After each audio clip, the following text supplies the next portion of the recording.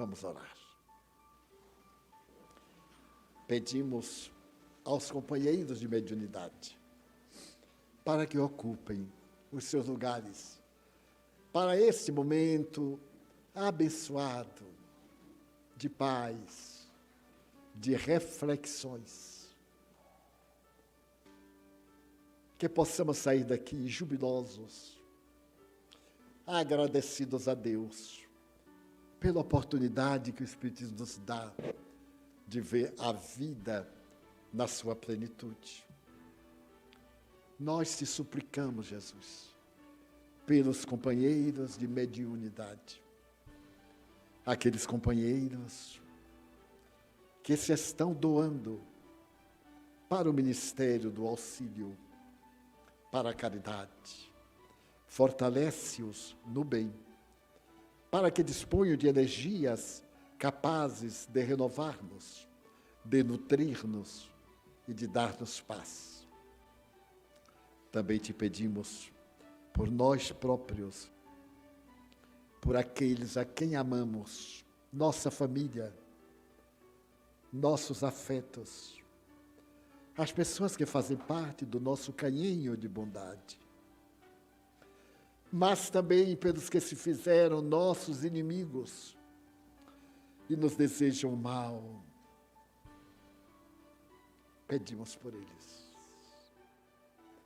para que recebam o influxo da divina bondade e tenham as suas dores luarizadas. Ó Senhor Jesus, nós te pedimos em favor dos que ignoram o bem e pretendem transformar a terra em um calvário de agonias. Que permitas a água que te apresentamos nutrir-se de energias vigorosas para o bem. Por fim, pedimos-te paz em nosso lar, em nosso trabalho, paz no Brasil, que as nossas autoridades governem com justiça e com sabedoria, evocando a presença do Pai Celestial. A misericórdia de tua Mãe, Santíssima Rosa Mística de Nazaré, a ti, amigo Jesus, e aos benfeitores, para que nos acompanhem e nos abençoem. Bem, muito obrigado a todos. E eu passo agora a palavra, então, para o Divaldo para fazer as devidas explicações. Senhoras, senhores, queridas irmãs, queridos irmãos espíritas, caras amigas e caros amigos, nossos votos de muita paz. A nossa mais profunda gratidão.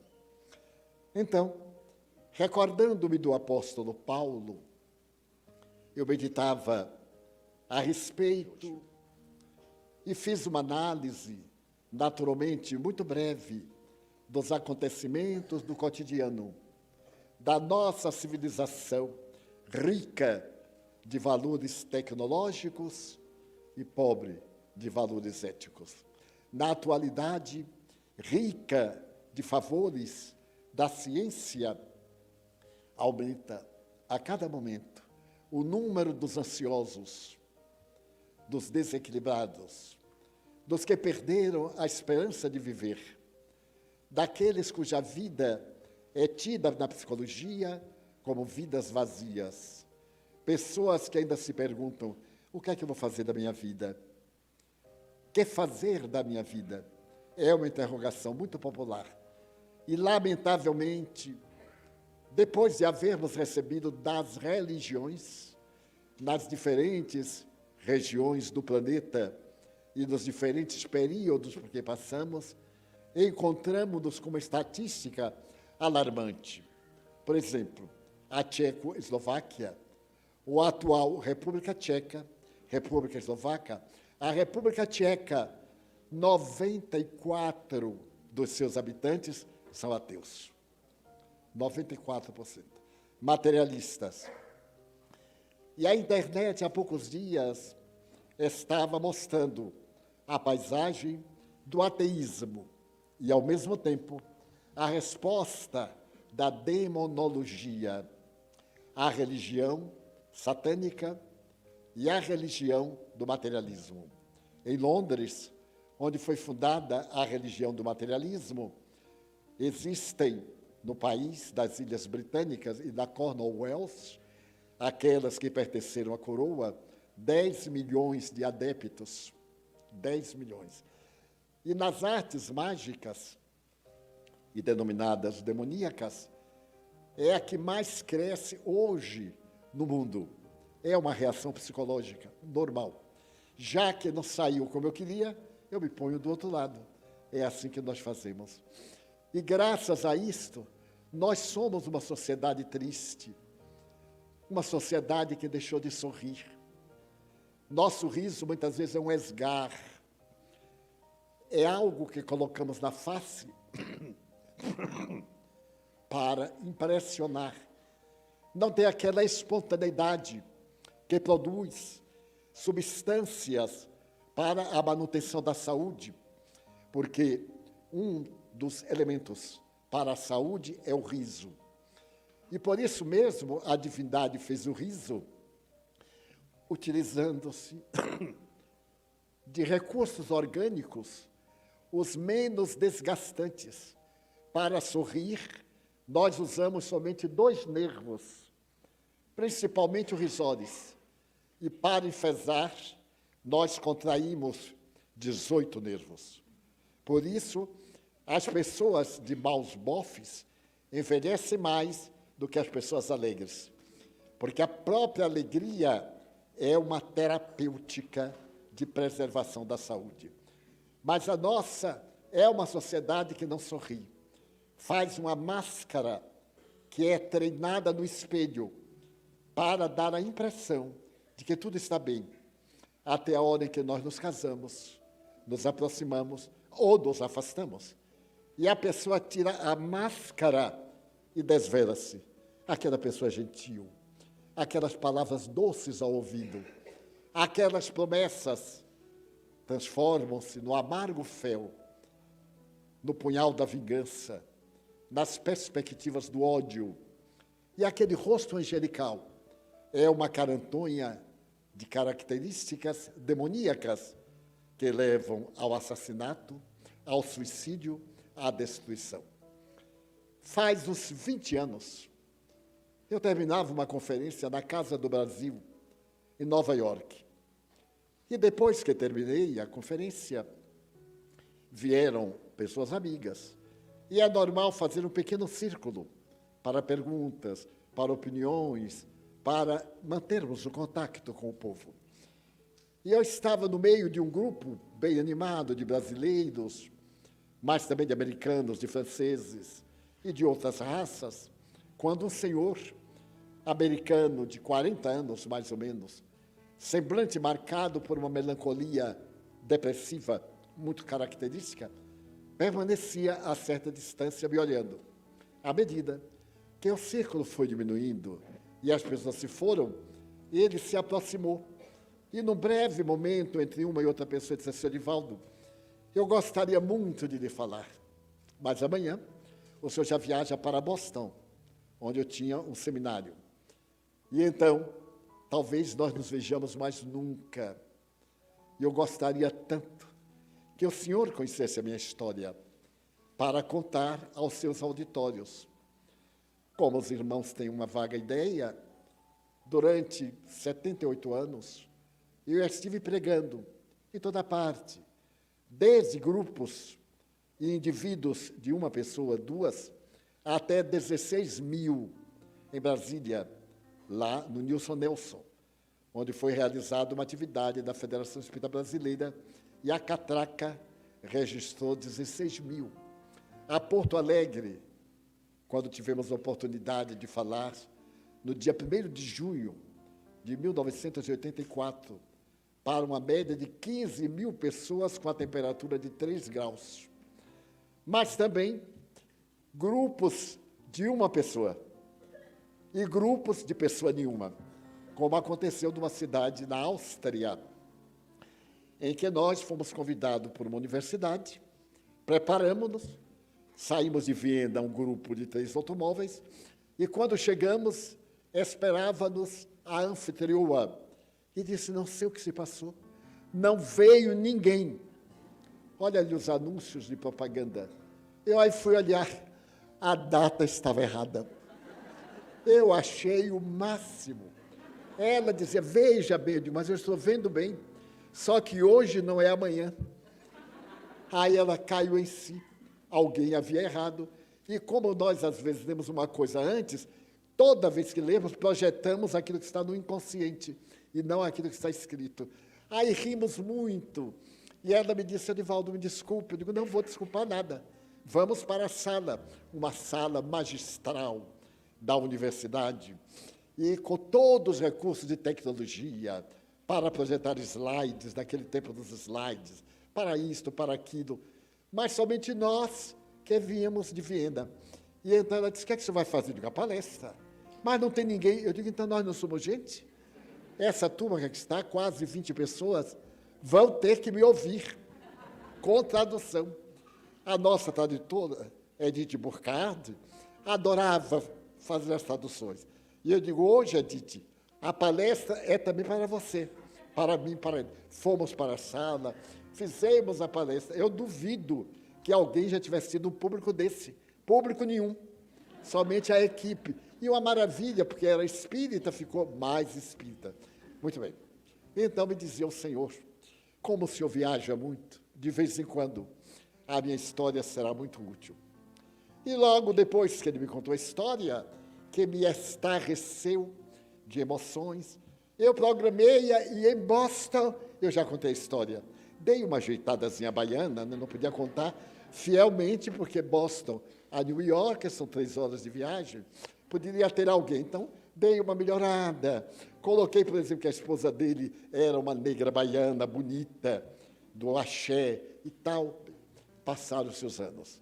Eu narrei a história aqui, ali, dentro de um contexto.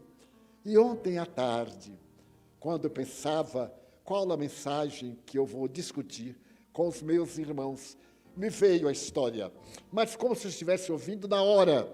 Daí, eu vou fazer de conta que ele está me contando, seu Edivaldo. Eu sou um próspero cidadão nova-iorquino. Nasci na Grande Maçã. Trabalho num grande escritório de advocacia. Eu sou advogado. Tenho um filho, apenas um filho, que hoje, naquela época, é engenheiro civil. Sou viúvo. Mas queria lhe contar a minha história. O senhor tem paciência? Eu digo, tenho. Não tenha tempo.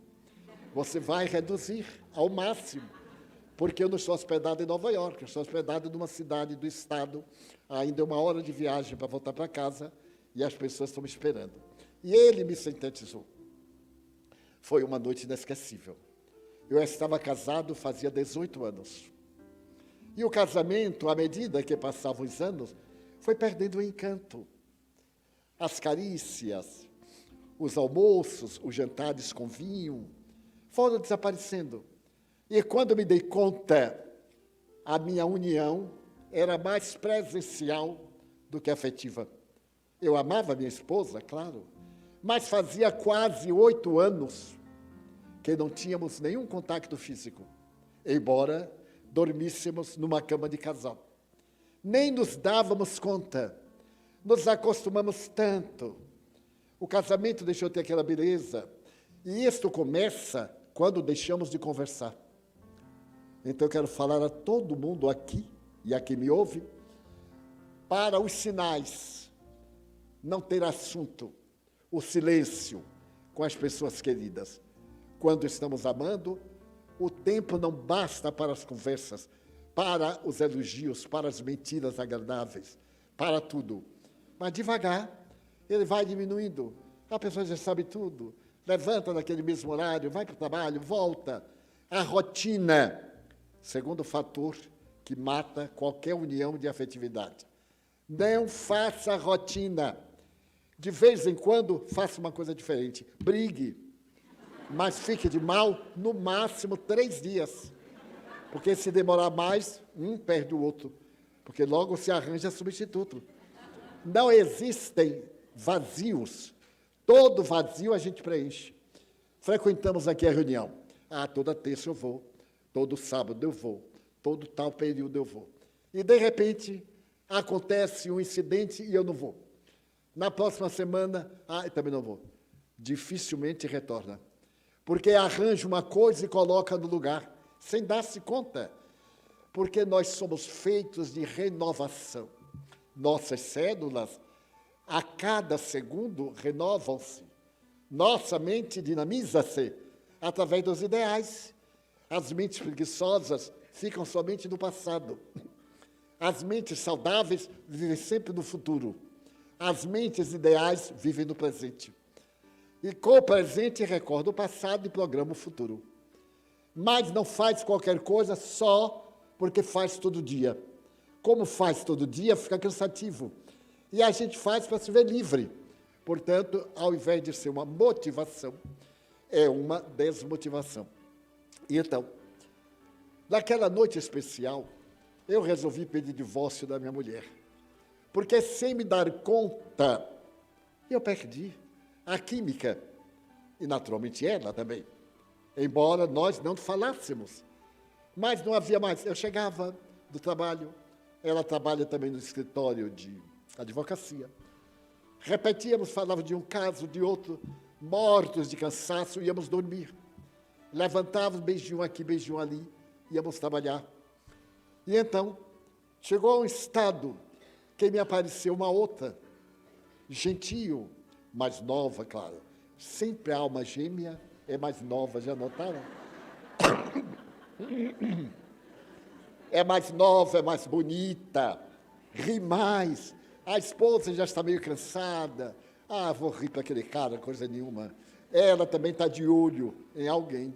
É humana. Não é infidelidade, não. É necessidade de variação para formar o conjunto. A sinfonia é bela porque as notas são diferentes, mas se harmonizam e produzem o resultado sinfônico. Muito bem.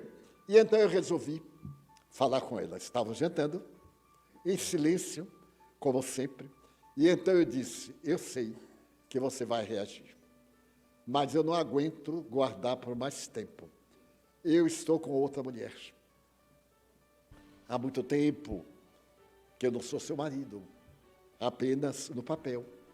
Então, Jane apareceu na minha vida e tem tudo o que eu aspiro, principalmente juventude. E então, eu gostaria de lhe dizer que a nossa casa eu vou deixar para você. O nosso automóvel eu vou deixar para você. Eu lhe darei uma pensão confortável por causa do nosso filho, que deverá entrar na universidade dentro de alguns dias. Então, espero que você me entenda e que não faça nada. Ela levantou-se muito pálida, puxou a toalha da mesa, arrebentou tudo. Não sei por que tem que quebrar a louça. A louça não fez nada, mas a gente quebra, pega, quebra, chuta. E então, o pior, eu já tinha feito, já tinha dito. Porque, de qualquer forma, eu não tinha coragem de dizer a ela.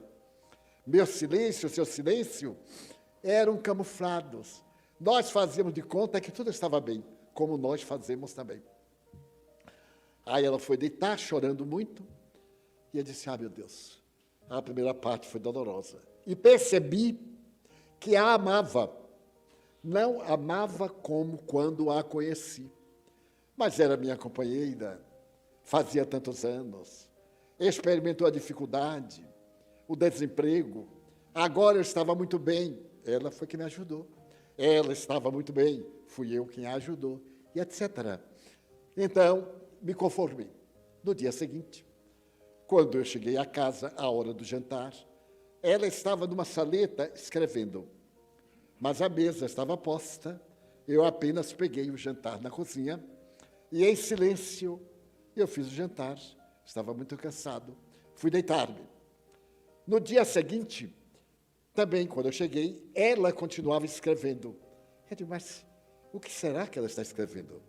Ela não respondeu nada. Não vou perguntar, porque vai ser motivo de um choque.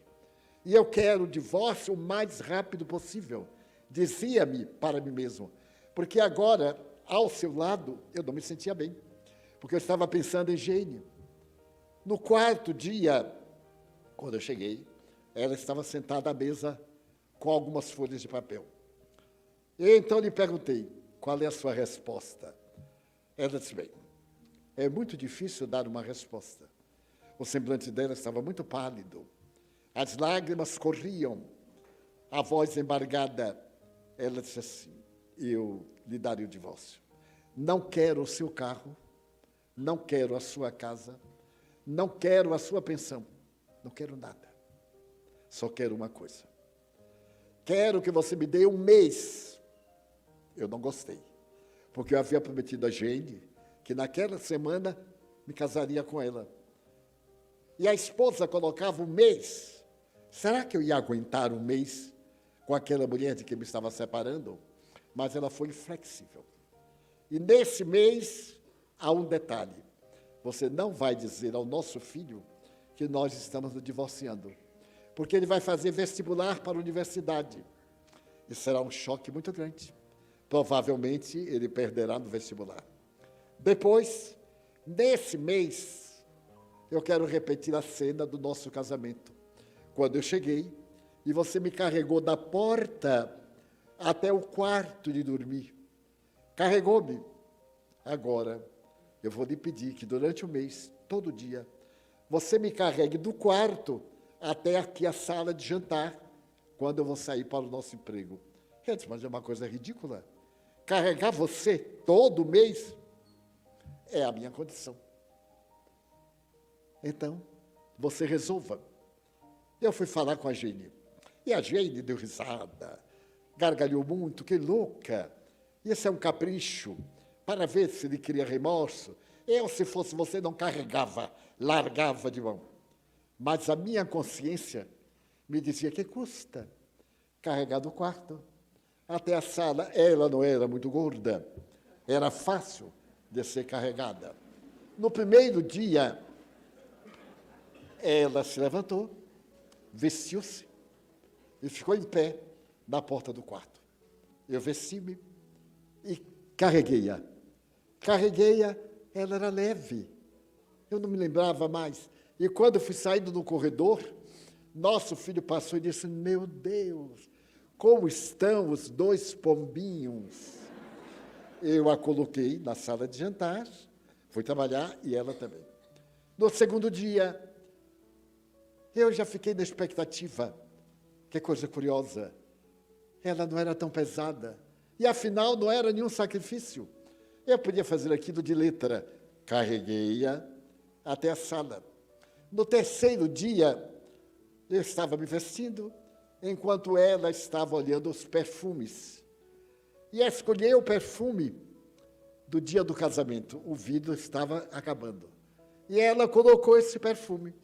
Quando eu a carreguei, ela automaticamente passou o braço pelo meu pescoço para se segurar. E o perfume veio de cheiro, e cheio no meu nariz. Então eu me lembrei daquela primeira noite, quando eu a carreguei, ela com esse perfume. E algo me fez balançar. Eu digo, como a vida passa, quase 20 anos. Estou eu aqui com a libido de um adolescente. Aí está minha mulher com mágoa. E na hora em que eu fui depositá-la no chão, automaticamente eu estreitei-a nos meus braços. E ela percebeu. Não era aquele abraço frio da primeira manhã. No 8º dia, ela estava escolhendo qual vestido. E disse, meu Deus, estão todos folgados. E eu a olhei de esguelha, ela estava realmente bem mais magra. Por isso que cada dia eu tinha mais facilidade. Ela estava emagrecendo a olhos vistos. E naquele momento em que eu a carreguei muito leve, eu a estreitei de encontro ao meu peito. E o rosto dela tocou no meu rosto. Ela quis tirar, eu prendi. Não deixei. E depositei-a. No 15º dia, na hora em que ela estava se vestindo, eu olhei através do reflexo do espelho e percebi que seu rosto estava muito magro. Porque eu nunca me dera conta agora de ficar olhando. Depois que é de casa, já sabe tudo de memória. Não. De vez em quando dá uma olhada, assim, meu bem, está ficando velhinha, hein? E ela também diga assim, meu bem, está ficando velhote e adorável. Bem, coisas que fazem parte da vida e que parecem não ter importância, mas são fundamentais. Porque o verbo amar é dar-se. E a gente só se dá quando tem beleza, quando tem objetivo, quando tem meta. Muito bem. Então, ela escolheu o vestido que ficou dançando no corpo magro. Na hora que eu abracei pela cintura e percebi que estava muito delgada.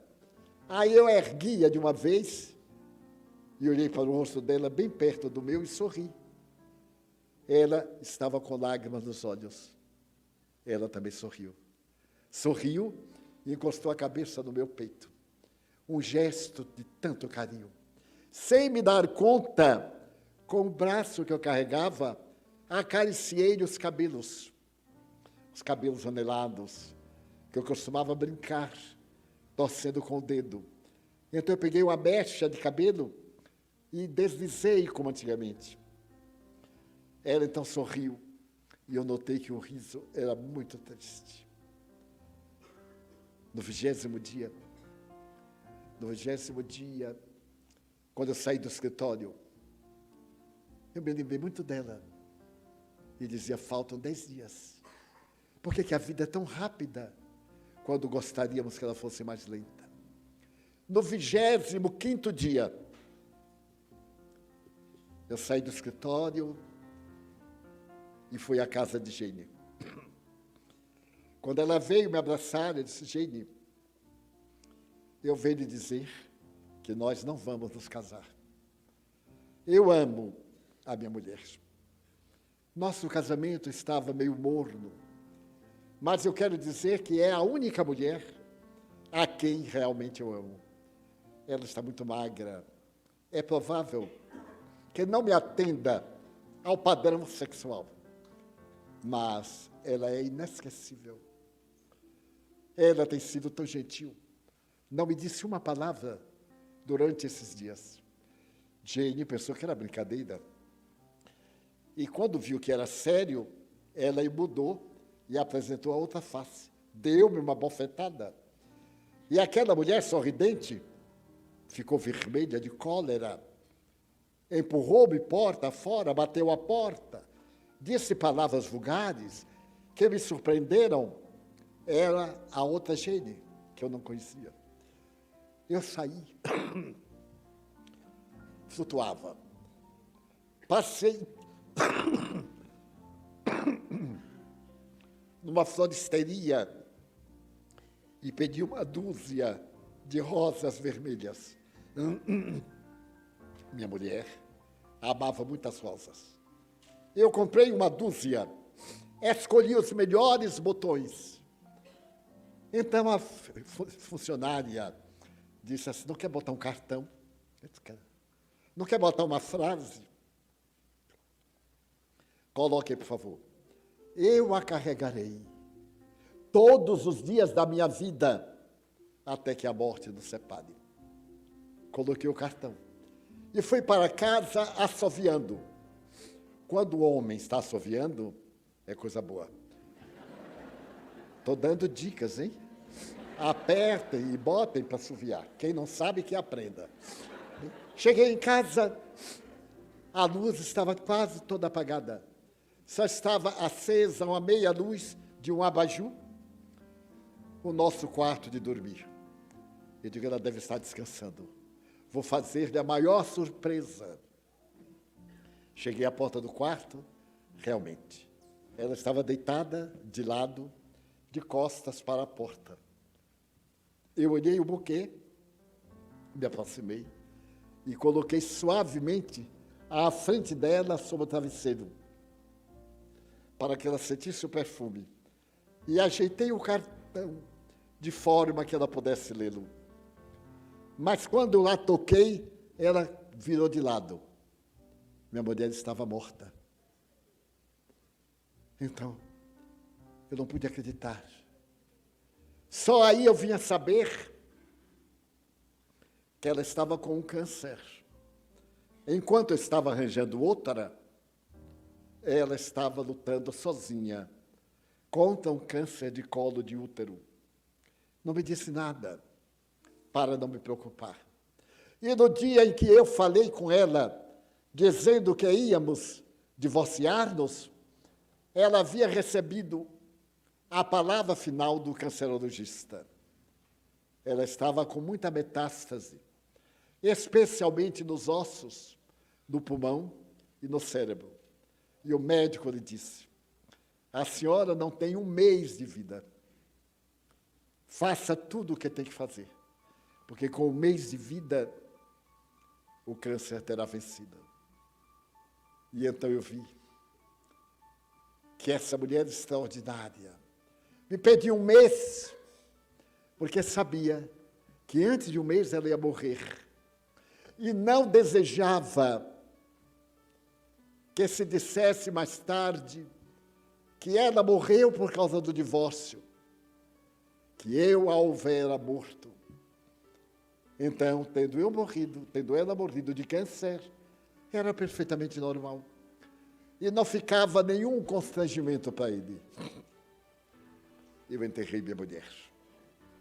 Enterrei também a ilusão, porque tudo passa. O prazer e a dor. A alegria e o desespero. A angústia e a felicidade. Tudo passa. E chega o momento que os jovens estarão no instante de pegar o trem de volta. Os idosos já estão mais perto. Mas muita gente poderá ir inesperadamente através de acidentes. Morrer é uma fatalidade biológica. Ninguém. Emmanuel disse a Chico Xavier: nós podemos evitar tudo, menos a morte. A morte é companheira da vida. E um dia, um aluno perguntou a Buda, ou melhor, Buda perguntou a um aluno: qual é o oposto de morte? E ele disse: vida. Não. Renascimento. Porque Buda era reencarnacionista. A vida é perene. Morte do corpo. Renascimento do espírito em um outro corpo. Então, todos nós temos o dever de pensar que um dia o corpinho querido ou detestado vai ceder lugar ao espírito que somos.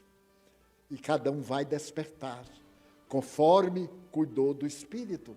Como cada manhã acordamos, conforme cuidamos do corpo. Equivale dizer, repetindo a frase de Jesus: eu vos trago vida, e vida abundante, que é a vida eterna, a vida espiritual. Quando eu vim para Salvador e fui trabalhar numa repartição, havia um diretor médico, que eu não sei por que implicou comigo. Eu devia ser mais antipático do que hoje. Mas eu não entendia porque ele não gostava de mim. Aí me acostumei. Ele não pagava meu almoço, então. E um dia ele me disse assim: Divaldo, eu tenho um certo ressentimento de você. Eu estava com 19 anos. Então eu perguntei: por quê, doutor? Porque você tem fé religiosa.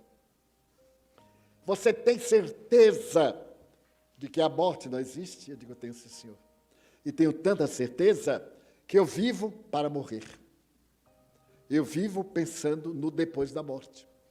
Da mesma forma que fazemos um seguro para a velhice, fazemos uma economia para a velhice, preparamos-nos para ter uma velhice saudável, eu me preparo para ter um renascimento saudável.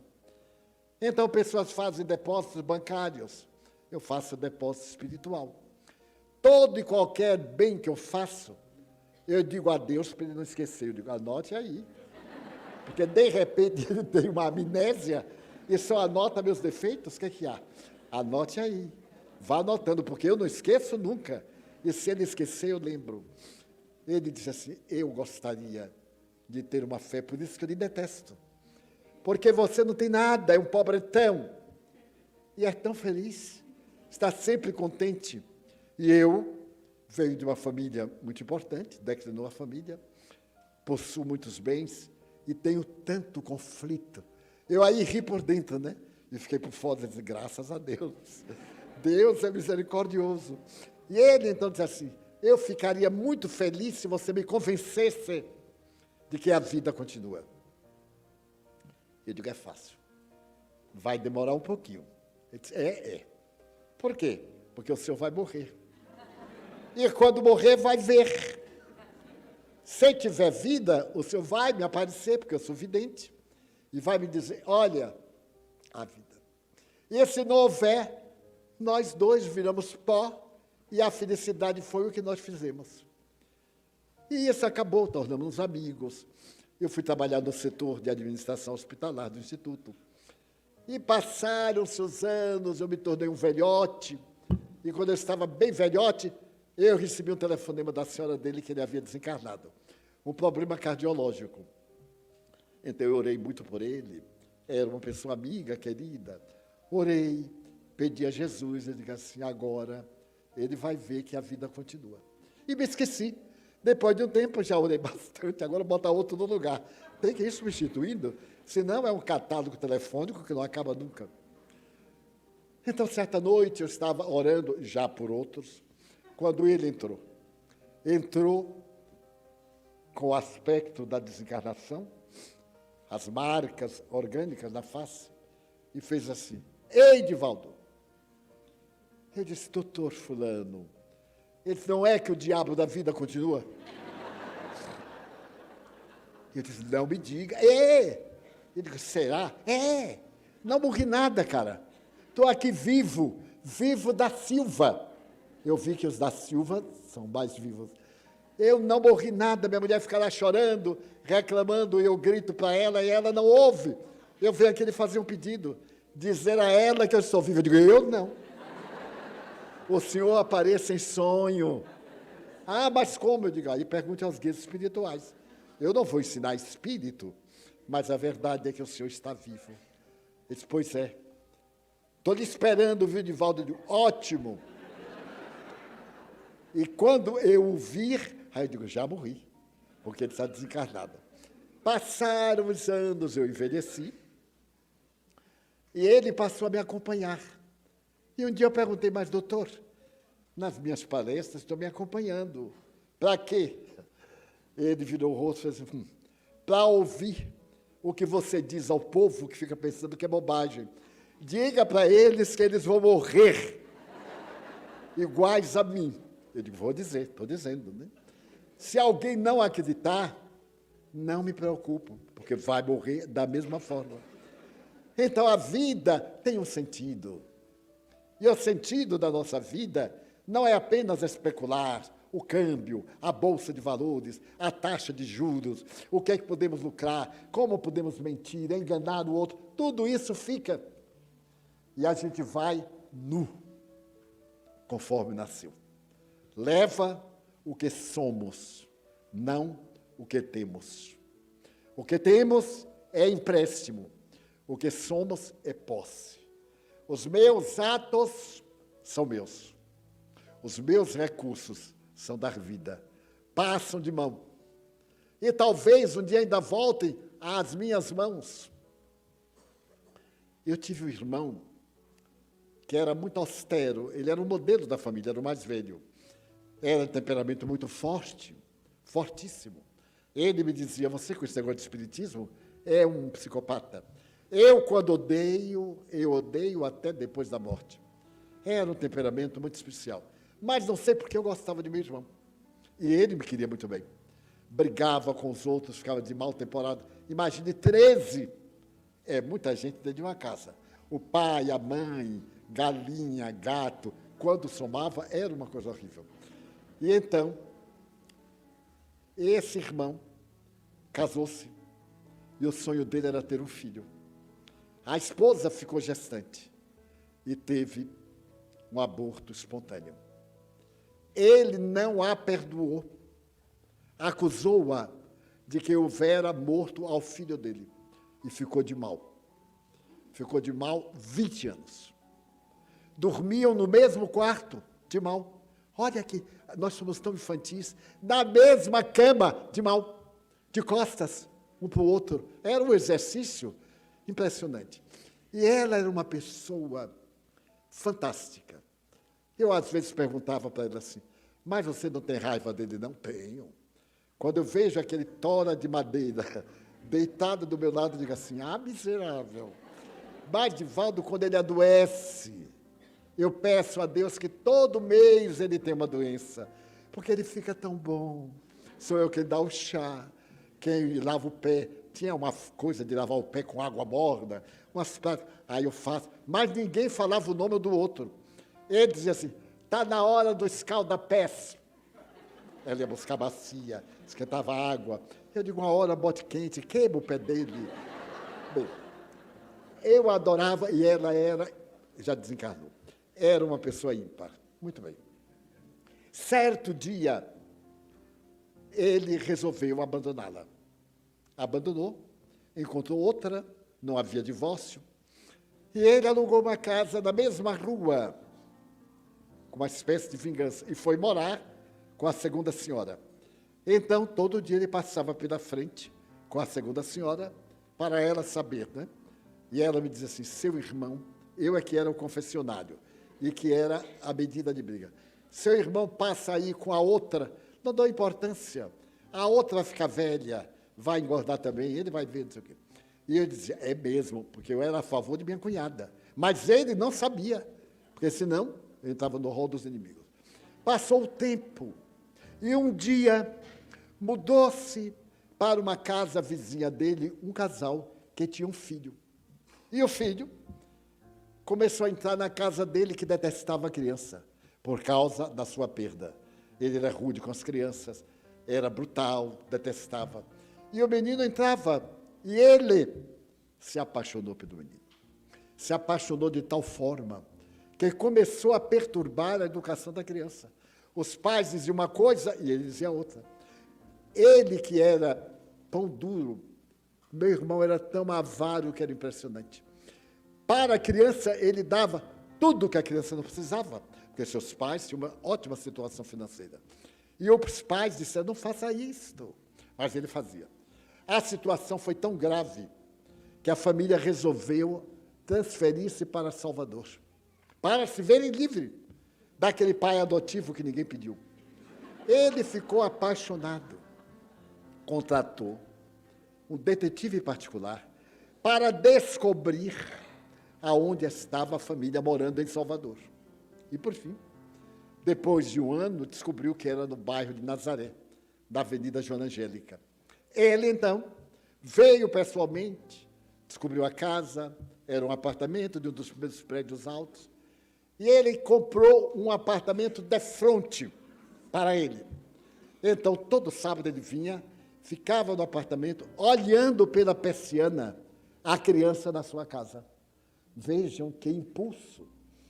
E quando a criança saía com um funcionário, com alguém, ele assumia, agradava o funcionário, a babá, e a família ficou desesperada, porque ele praticamente roubou, furtou a carícia da criança. Ele então me contava, eu era o seu confidente, e me lembrava que ele tinha recursos, chegou a ser proprietário de mais de 20 casas de aluguel, que naquele tempo dava renda. Depois entrou no negócio e foi de uma felicidade impressionante. A segunda mulher, ele me dizia, ela tem um sangue bom porque me deu sorte. Porque tem isso, ainda tem isso. Aquela que dá azar é aquela que dá sorte. E então, ele disse, um dia, ele estava muito contente, tinha estado brincando com a criança, trouxe para eu ver, e eu agradei, eu adoro criança. Então, eu disse assim, mas é uma pena você gastar tanto com o menino. Ele não precisa, ele fez uma caderneta. Naquele tempo, caderneta de poupança, que hoje é até palavrão, poupança, é uma coisa agradável. Então, sua mulher sempre trabalhou e lhe sustentou durante muito tempo. Ela sustentou lá. Ela está tão necessitada.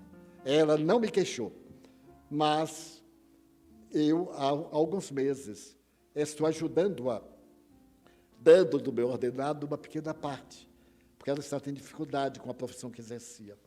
Você podia muito bem, em gratidão a tudo que ela lhe deu de bom, dar uma pequena importância que não lhe fará falta. Ele então me disse assim, nunca. Não volte a interceder em favor dela, porque senão eu ficarei seu inimigo. Ele disse, então, pode ficar, porque eu não concordo com a sua conduta. E não vou deixar que a minha cunhada passe necessidade, enquanto eu puder ajudar com o mínimo. Eu tomava conta de meus pais, de uma irmã. E, claro, o ordenado não é um elástico.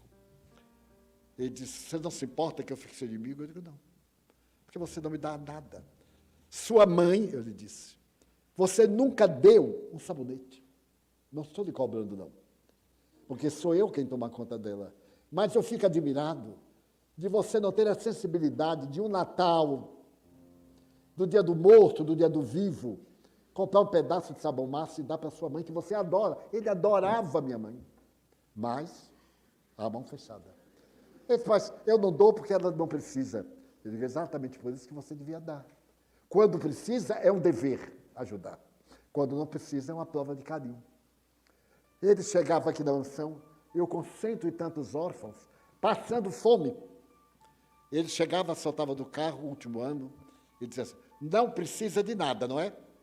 Eu dizia, porque a KPM toma conta de tudo. Nunca tomou conta de nada. Dava uma cota de trabalho feito pela KPM aqui. Era uma companhia de seguros do Rio de Janeiro. Então, não precisa. E eu fui ficando com raiva dele. Essa raiva assim, carinhosa, que a gente vai agasalhando e tem vontade de morder. E dizia, mas miserável, podia comprar na feira um saco de feijão, um saco de farinha muito mais barato do que aqui, da Feira Livre, trazia na mala do carro e dizia, para vocês, para você, eu, seu irmão, para a mãe dele, para a irmã dele e para o pai dele. Não, nunca. Então, um dia ele me disse, você deve se preocupar com sua cunhada. Eu disse, muito, porque eu lamento não poder dar o conforto que ela merece. Mas Deus me tem ajudado a colaborar para que ela não passe necessidade. Então, nesse ínterim, a minha cunhada me escreveu uma carta, no tempo das cartas. Havia chegado a lei de divórcio. E ela me escreveu dizendo assim, Di, eu queria me divorciar do seu irmão e tirar o sobrenome do meu nome, porque naquele tempo botava-se o sobrenome da família. O que é que você acha? Eu disse, eu acho muito bem, porque são divorciados, separados. Mas eu não tenho dinheiro para um advogado. Eu aí fui a ele. Quando ele me apareceu, eu digo, olha, sua mulher está querendo divorciar-se. Ele, mas, eu digo, não tem mais nem menos. Você tem seu homem, tem sua mulher, mas ela não tem um homem para ajudá-la. Não tem ninguém. Então, eu acho justo e disse que ela divorciasse. Ela, então, precisa de um advogado. Ele me disse assim, pague o advogado. Eu disse, vou pagar. Pode ficar tranquilo. Estou lhe avisando que ela vai pedir divórcio e espero que você não oponha obstáculo. Porque você abandonou o lar, deixou-a, está com outra. E outra coisa, você já passou alguma casa para sua companheira com quem agora você deve casar? Mas ela não precisa, ela me tem a mim. Eu digo, enquanto você estiver ao lado dela. E na hora que você morrer, porque você vai morrer, antes de mim. Ele disse, você acha? Eu digo, acho. Você é muito mais velho do que eu. Era mais velho do que eu, 20 anos. Tinha que morrer pelo menos 19 anos antes. Muito bem. Ele disse assim, então a partir de agora não me procure para nada. Eu disse, não me aflige, porque eu nunca lhe procurei para nada. Você que vem me visitar. E eu lhe recebo nobremente quando você vem visitar sua mãe. Adoece aos 93 anos. Adoece. ao filho adotivo, que ele terminou criando uma situação tão embaraçosa que os pais do menino cederam. E deixaram, o menino tinha 4 mães, 3 pais. Ele dava um automóvel por ano.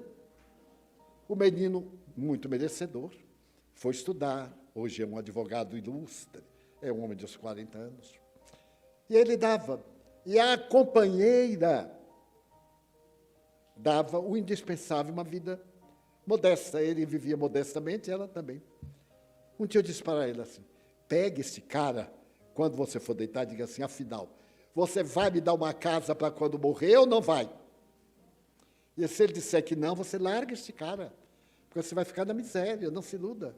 Eu não vou poder carregar você, nem todas que ele vai ter. Mas já não dava para ter, tinha 90 e tantos anos. Nem ele se aguentava, mas ele adoeceu e mandou me chamar. Eu fui. E ele me disse assim, não tenho arrependimento de nada. Eu digo, muito bom. Quando você desencarnar, o que está muito próximo, você vai acordar com a consciência tranquila, que eu duvido muito, porque o mal que você fez à sua esposa, que já desencarnou, você não mandou sequer uma vela. Eu não acredito em vela nessas coisas, mas para ela que acreditava. E agora a sua companheira vai ficar na viuvez, quem é que vai ampará-la? Eu não posso. A nossa família está se extinguindo. Não temos mais, somente eu, você, Ioiô e Dete. Nada mais. E ele piorou, e me pediu para pedir ao doutor Bezerra de Menezes. Aí agora ele acreditava no Espírito Santo. Pedi ao doutor Bezerra para ajudá-lo. E eu pedi, é claro. E ele manda me chamar para ir lá novamente em feira. Eu fui visitá-lo, ele disse assim, você tem pedido ao doutor Bezerra? Eu digo, eu tenho.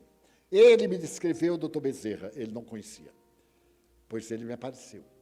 E eu sonhei, e ele me fez exigir uma confissão dos meus erros. Fulano, disse doutor Bezerra, você está morrendo.